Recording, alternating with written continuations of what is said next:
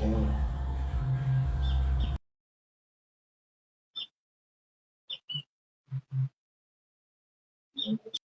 close that.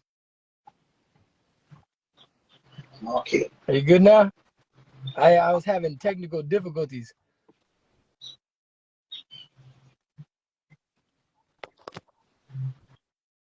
Still can't see me?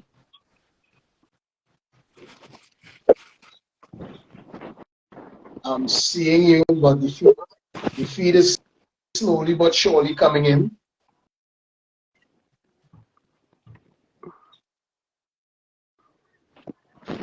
Yeah, I'll try and move spot.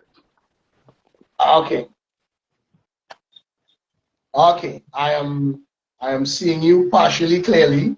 I'm seeing the ceiling of your video. Sorry, I didn't know if the camera was working. Yeah, all right, cool. All right. So, ladies and gentlemen, this is Sports Shop episode 2, and we are here talking about bare knuckle fighting / bare knuckle boxing, as it may be known in some circles. I thank you all for being part of Sports Shop episode 2. I am here in the beautiful Twin Island Republic of Trinidad and Tobago, and my guest today is Mr. Trice. How you doing? What's up, my friend? What's up, my friend? First and foremost, happy New Year to you and your family. God's blessing upon your life. You know, I'm going to throw God in there as much as possible. That's just who I am, and that's how I do my business. Thank you. Right back at you, man. I appreciate it, man. Happy New Year. I'm looking to make 2024 a banger, man. Yeah, man. So, enough of me speaking. I know persons didn't come here to hear me speak. They came to see, they come to hear Mr. Donny. So, Mr. Trice, would you introduce yourself and just give us a little snippet of who you are before we get on? Yeah, man. My name is DJ Tice. I'm a bare knuckle brawler out of Plant City, Florida. I'm a small town right outside.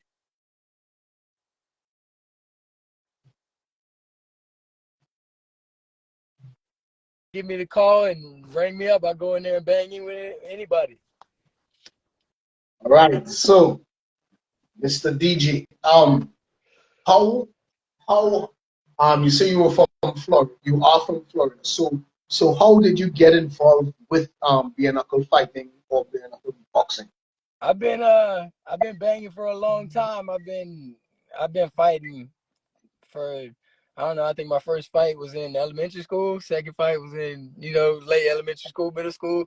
So it's crazy now going from fighting in those days to now I'm getting paid for it whenever I used to get suspended for it. So, I kind of just, once I wrestled in high school and wrestled in college, I got out of wrestling and I went into MMA. And then getting out of MMA, I got a call to come do a bare knuckle event in Jacksonville in October, and I took it on 3 days notice and ended up knocking the guy out in like a minute and 28 seconds or something. And so I ended up becoming a banger, and now I'm a bare knuckle banger. Yeah, man, it's so good. So from one martial artist to the next time, my discipline is in karate. So I have a love for all martial art backgrounds. So anything that has content in it, I like it. Anything that yeah, brother. I like it. Yeah. So just shouting out Mr. Jacob Meacham, who said he went to middle school with you. Yeah, I went to school with Jacob, man. Yeah. So it's very interesting because let's say for the past, I would say well, first for starters, this show that I do it under my business, Andrew Sport and Entertainment Consultants.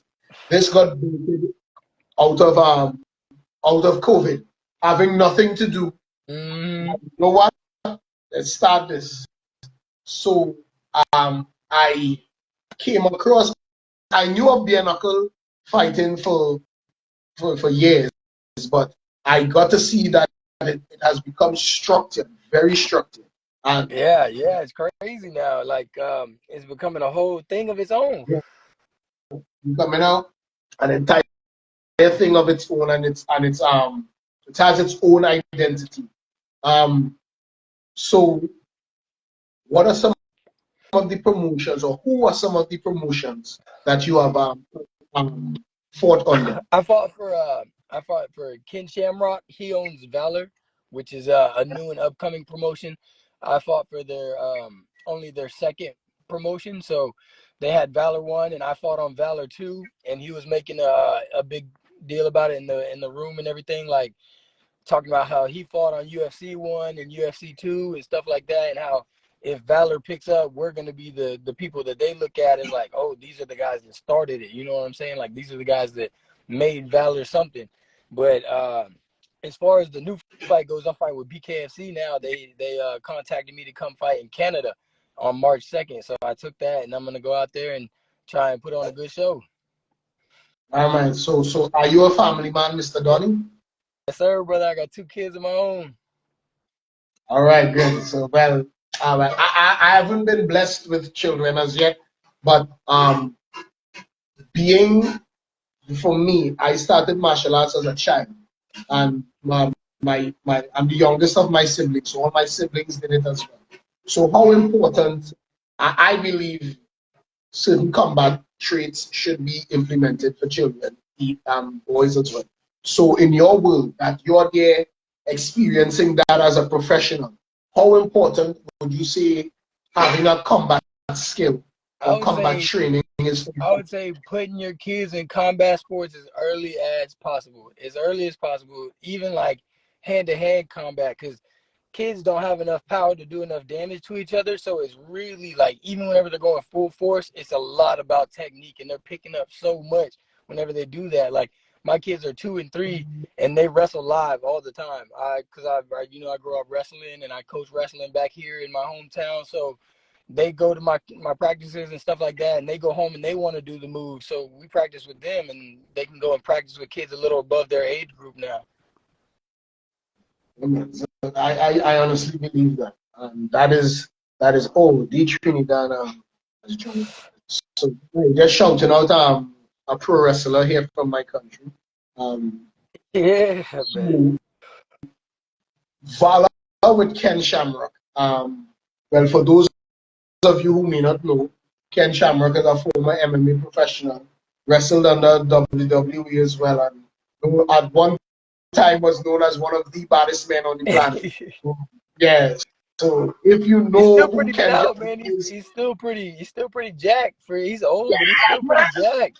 saw a picture of this guy. I was like, Mr. Shamrock, I was like, man, make me. I was like, yo, I'm here training for upkeep. I need to be training as though I'm going to get in the ring Yeah, man. anytime soon. Yeah, he's still pretty jacked. I was surprised. Yeah, man, he is. He is. He is. He got, for his age, I know Mr. Shamrock could be what, close to 60 or in his 60s Yeah, now? gotta be at least. Yeah, so talking about fighting and staying in shape.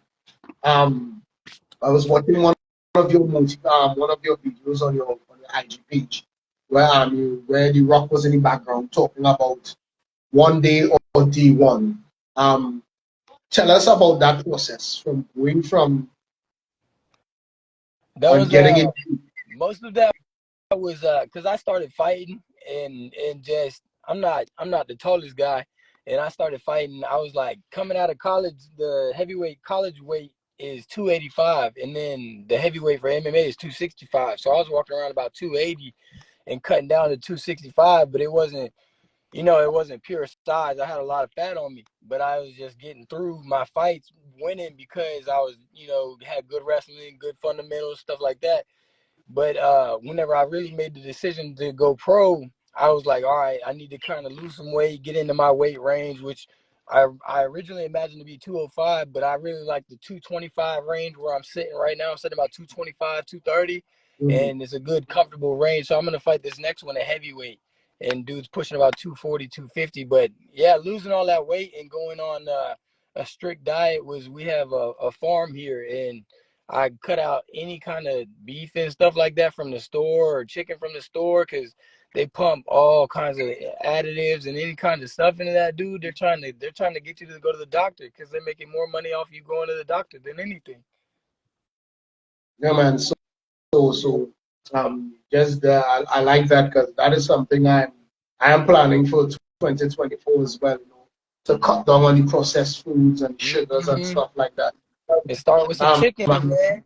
Get you some yeah, chickens and get you some eggs, and that'll start it off. Once you start take care of some chickens, you'll be like, all right, I'll get a pig, or all right, I'll get a cow.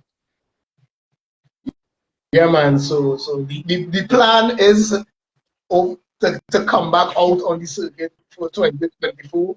Again, but it's not just how I feel physically, but once the mind is switched on, I know my body will follow. Oh, So yeah, I'm definitely. looking forward to that.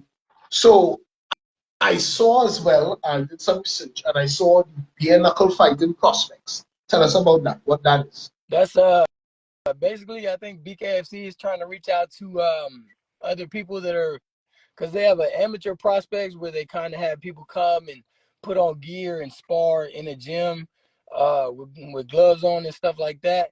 And then they have the prospect series, which is new this year. They're trying to branch out to multiple different countries and pick up people. So I know they're going down to Mexico, they're going to South Africa, they're going all over the world. I think they're doing one in Russia or something Yeah, like that. we saw And they're just that. trying to pick up all kinds of people from all over the globe to really see who the baddest man on the planet is. And I'm down with that. Yeah, because I saw in the research, because I was trying to tag bare knuckle fighting in the posts, and I saw bare knuckle China, Russia, Mexico. Yeah. I saw a host of countries just popped up, and I was like, man, the minute you just switch off for 2 minutes, you just see new things just pop up. Taking over the Um, game. They really are taking over the game, bro. It's crazy. yeah, man, that people tell me that I'm crazy for entertaining, watching much less because I'm a sport promoter as well. I'm a Yeah. sports combat entertainment promoter as well. And I would eventually like to bring bare knuckle fighting events to the Caribbean and my host country of Trinidad and Tobago. Yeah, man. That'd be awesome. Yeah, Let me know. I come down. I come take a visit, bro. I just had to get my passport so I can go to Canada. So I come down there and take a visit. yeah, man. Listen to me. I'm not just selling it because it's my country. I'm telling you, the Caribbean on a whole is beautiful. We only have 2 seasons. It's either it's raining or it's sun. We have no winter, no nothing. Yeah, I bet, man. I bet it's beautiful Yeah, down there. man, it is. Speaking about weather, let's go to Florida. Um, how is the combat circuit on in the Florida? Because I'm seeing a lot of companies coming up and they reside in either Florida or Jacksonville. Yeah, So, Florida is it's a tough place in general. So I think it breeds fighters. I think it breeds athletes. Honestly, all kinds of athletes. You see some of the best football players in the world come from Florida. Some of the best basketball players. All kinds, everything except for the winter sports like hockey. We don't play hockey down here, but then you see Tampa Bay Lightning's like winning the Stanley Cup and stuff. So the Florida's just some dogs. We go out there and we try to compete with everybody. The MMA circuit, any kind of fighting circuit, because you see a lot of the pro MMA guys out here like me are bouncing back and forth from MMA to bare knuckle to anything really. A lot of these guys are even taking pro boxing fights. So we just like to get it in. yeah, man. So I enjoy seeing companies like that in Florida as well as Valor. I do think Valor is onto something. Yeah. Um, it's this is not a knock on bare knuckle fighting. I do think although it's the same product, it looks completely. Two companies look completely different, Yeah. And I think that's what they're man. trying to So do with it. Like I think Ken about was real. Huh? no, no, go ahead. I say Ken was real adamant on like how Valor was different from BKFC. He was trying to, how he was like, we don't have any ropes and we don't do like in Valor you can't tape the top of the hand. You can only tape around the wrist. So like in BKFC, you can tape in between the knuckles, like all the way up to like right here. In Valor, there was just the color band. That was it. It was like 2 inches of tape, no support, no nothing. It was kind of loose. Honestly, I was worried about breaking my wrist, but yeah. And then the no ropes, you kind of fight in a pit. It's kind of, get down and dirty, and no clinching too. That's another thing. He was real specific, like no clinching. Whenever you fight for Valor, we don't do the grab and pull and punch. You just stand and bang. And so, fuck it, I get it in how I get it. Yeah, man. So yeah. I understand people as like, if you know how to punch properly, you don't have to worry about breaking your knuckles or breaking your wrist. Like, Yeah. I've been martial artists, boxers, karatekas, MMA who have been doing this for 20 something years and have never broken a knuckle because they understand the fundamentals of technique, which is leads to my next question. Most people would watch bare knuckle fighting or bare knuckle boxing and think, well, I know how to fight and I have the personality to fight. How important is fundamentals in the art of bare knuckle fighting or boxing? I think it's really important in boxing, but bare knuckle boxing is so important. Just being able to, because it's always gonna hurt. It's never not gonna fucking hurt. It's bare knuckle, bone against bone, skin's getting torn. Somebody's getting knocked out. Either you win or you lose. You're not gonna see a bare knuckle fight. I mean, not majority of the time that's going the full 10 minutes, 9 minutes, whatever it is, because I think Valor was like 3 3-minute rounds, and then BKFC's like 5 2-minute rounds. So either way, you're not gonna see two grown men standing there and banging bare knuckle for 10 whole minutes. That's a long time. People think that time flies by, but whenever you're in there one on one, 20 seconds takes like 20 minutes. And so that's very important. I agree. So you said you have an upcoming fight on March 2nd in Canada. Yeah. Tell us how Yes. preparation is going. I'm looking to just stay fit and work on my cardio as much as I can. I'm trying to pack some bulk on right now since I am taking the heavyweight fight. Usually I bounce between heavyweight and 205. So since I'm taking a heavyweight fight now, I'm just going to use this time to hit a bulking season and do some cardio and bulking right now. I'm trying to bulk up with solid mass up at about 235 and then float there. If I get a 205 after this or a heavyweight after this, I'll just stay kind of meaty, and that way I can find a good soft spot in between. All right, cool. Well, that's good, man. You see the rise of women. It has existed, but you see the rise of more women willing to enter into the combat spaces. Tell us how you as a fighter, how you view that. I think women fighting other women is badass. I will say we got some girls in our gym, and they'll be like, come on, and they're like, try to hit me, try to get me to spar them and stuff. I can't do it. I just feel weird. I can't even do it. And but definitely I've seen them beat the hell out of some other girls though, so I know there's some dogs. But as far as like me sparring with them, we're training with them, I don't really do that. But there are some savage girls out here. I've seen Florida's got some. I'm not, not trying to be biased on Florida, but I think Florida's got some of the toughest up and coming women fighters around. Yeah, man. So I've seen some, and I am pleased with what I am seeing. So, DJ, let's do some rapid fire questions to wrap it up. Best bare knuckle fighter that you have seen, male or female, doesn't matter.